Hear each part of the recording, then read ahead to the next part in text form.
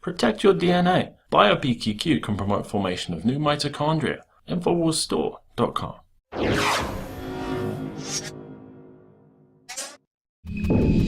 Donald Trump has changed the game by skipping the prostitute media and taking right to Twitter with his thoughts. And this is putting the mainstream news and journalists in a tizzy. And joining me now is Rob Dew to talk about this. Rob, Trump is explaining why he's tweeting so much, and it's pretty obvious to all of us because he knows that he can't count on the media to accurately depict what it is he's doing and saying. And it's funny, the media making such a big issue out of this. We saw this right when he became president, or when he was elected president.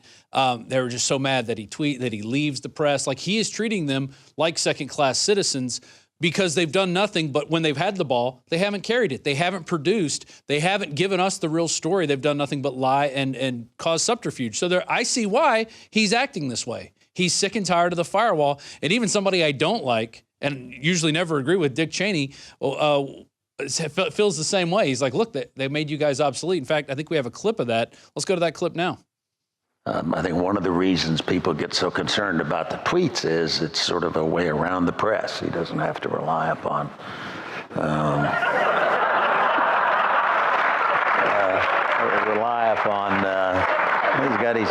he's modern era, modern technology. He's at the point where we don't need you guys anymore. See,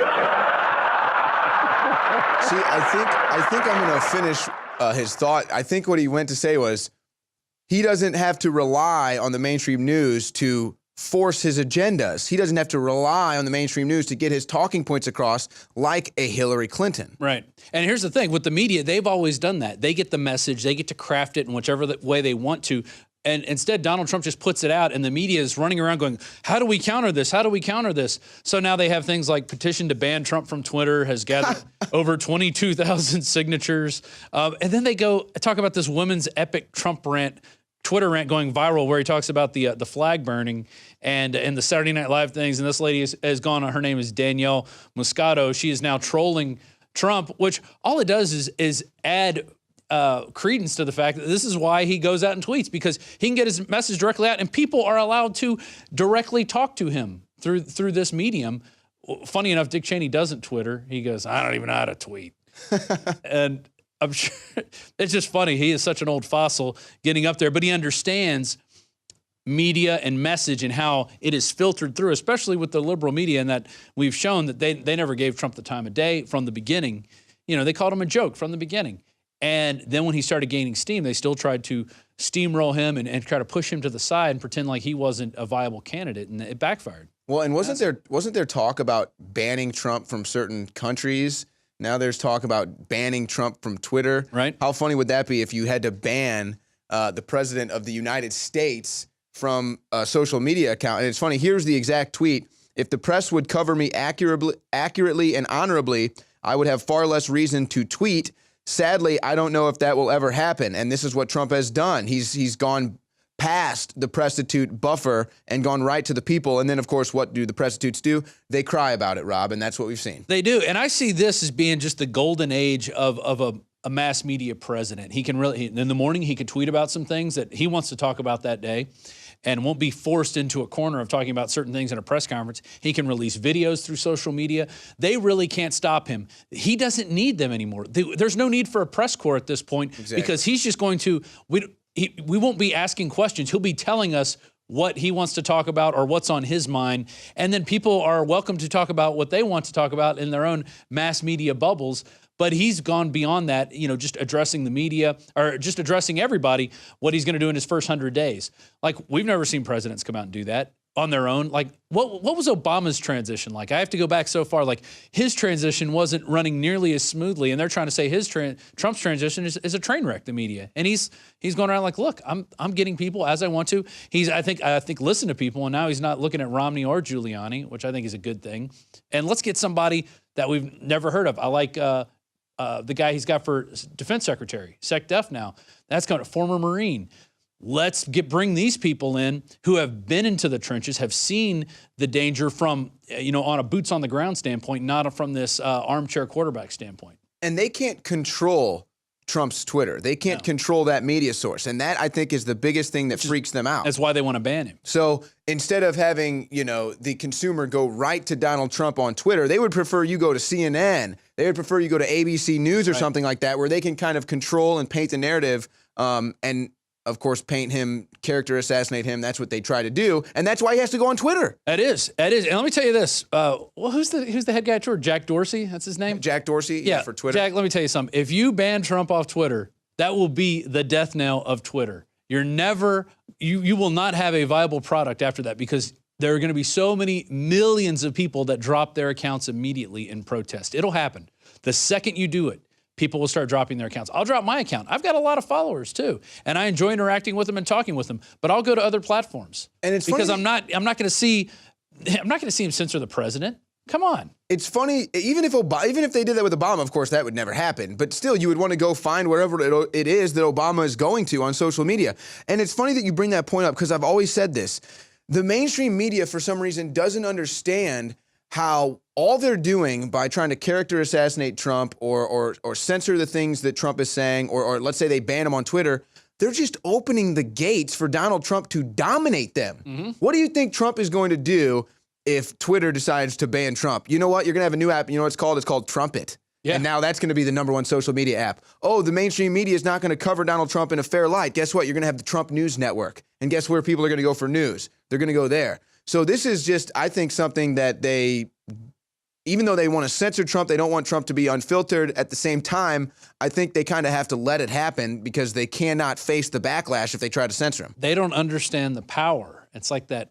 The Guardians of the Galaxy movie. They're all going after that one little jewel thing or whatever. It's like they don't understand what they're holding in their hands.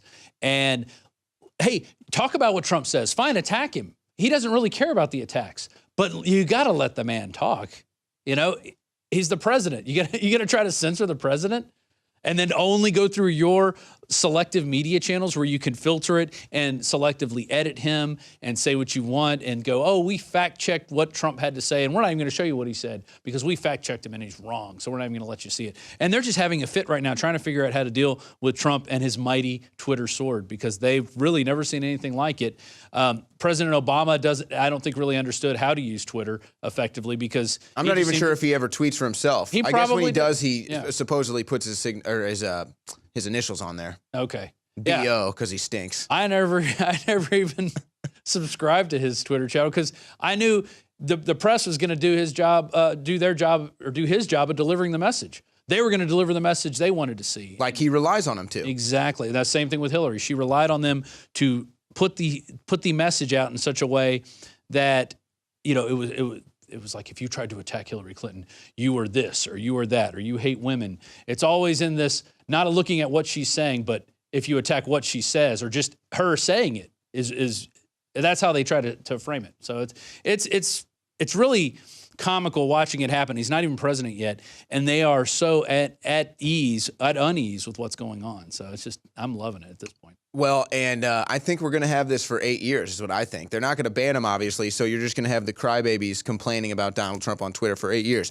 Before I let you go, Rob, now this was a story that broke today. STL man accused of threatening to bomb workplace. A Missouri man has been jailed for $500,000 cash bond after saying to his coworkers he was affiliated with ISIS and he could have the car auto dealer job site that he was at blown up with one phone call. So a very strange thing. He said he had a tattoo associated with ISIS as well that he showed these people, and he was arrested. Obviously, we'll find out whatever comes of this investigation. But this is on the heels the same day, Rob, where this story came from the Express. ISIS declares war on Trump's inauguration day, calling it Bloody Friday. Now, the first thing I thought about this was, is this a potential clue that there are terror cells here in the United States? Well, I don't believe there's any doubt that there are terror cells here in the United States, but I've never seen ISIS go, hey, we're going to bomb you next week, and then do it. That report came out about the election where they said, hey, we're gonna have cause disruptions at polling places. Didn't happen because ISIS doesn't really make threats. They just do things. They threaten people. They say, "Hey, we're going to kill you if you come to our land." But they're cutting people's heads off. They're blowing up things. They don't telegraph when they're going to do it. So I think it's another bogus story using to basically probably keep people away from the inauguration, pro-Trump people, so all the anti-Trump people can come in and try to railroad it. Mustafa Baramik charged on Sunday with making a terrorist threat in St. Louis. For more, go to Infowars.com.